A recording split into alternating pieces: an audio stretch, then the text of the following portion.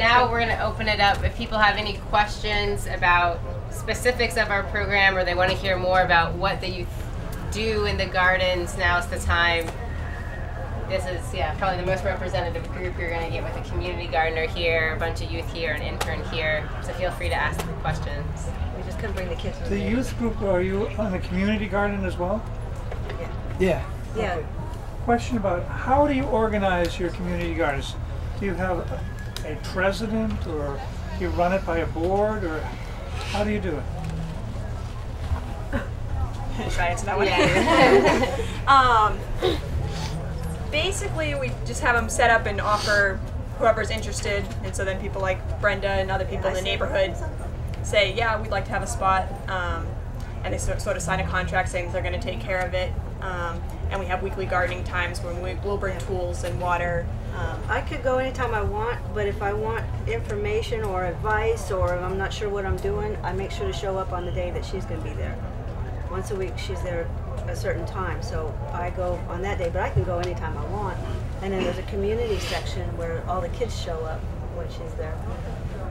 And at Hillview we have 4 resident garden coordinators. They're people that live at the housing complex and have gardens, that also get paid to sort of help manage and run the gardens, and so they go around and talk to their neighbors and see who's involved and who wants a garden plot that year.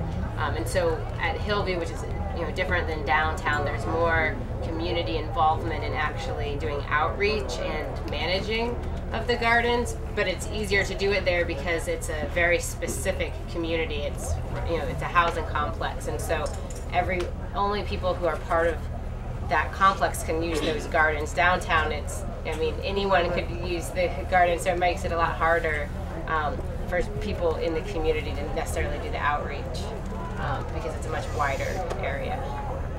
Amanda, you want to talk about the intern, which is a paid position too? That might explain.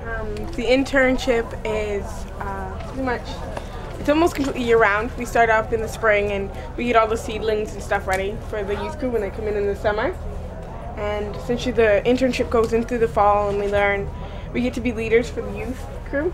And we get helped to teach them the stuff we learned the year before or in years past, but how to garden, how to keep the gardens looking good, how to use compost, how to compost, and just different things like that. When I started, I didn't know the difference between a weed and a vegetable, so I'd have to come every week and ask her, what's this? and the youth are always there too, and they're helping out. And now Brenda's helping the people that have now I'm plots helping next the people door. next to me, yeah. 2 questions. How did you obtain all your plots, and how are you funded? We're funded through grants, almost solely. Some people might individually give some money, but mostly it's grants, and a lot of in-kind support from a lot of different organizations, including all of our spaces are in-kind donations. The gardens themselves, we don't own any of the land that we grow on. They're all sort of agreements with like the Lewiston Housing Authority, Sisters of Charity Health Systems, which is actually our umbrella.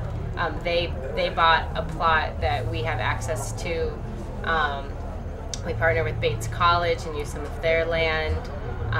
The city of Lewiston has helped us a lot, and recently actually voted to put one of our gardens into conservation easement for eternity, as long as it's a community garden, which is really great because for the past 8 years we've had, we don't know season to season if we're going to have access to that garden, and now we know that it's ours as long as it's been a struggle. We've definitely lost some, and we've been working towards having more permanent spaces. With the soil and stuff, I remember somebody asked a question about that in the beginning. Did you have to do a lot of work to get the soil and the gardens up to snuff before you got started with all of them? Yeah, we do soil tests because it is a concern in the city that there's a lot of places where there's high lead concentrations and other things. And some of our gardens luckily came out actually all right, and some haven't. And we've done kind of precautionary things. Like one of our gardens, we did all raised beds, so we built raised wooden beds and brought in all new dirt, and so people gardened in those.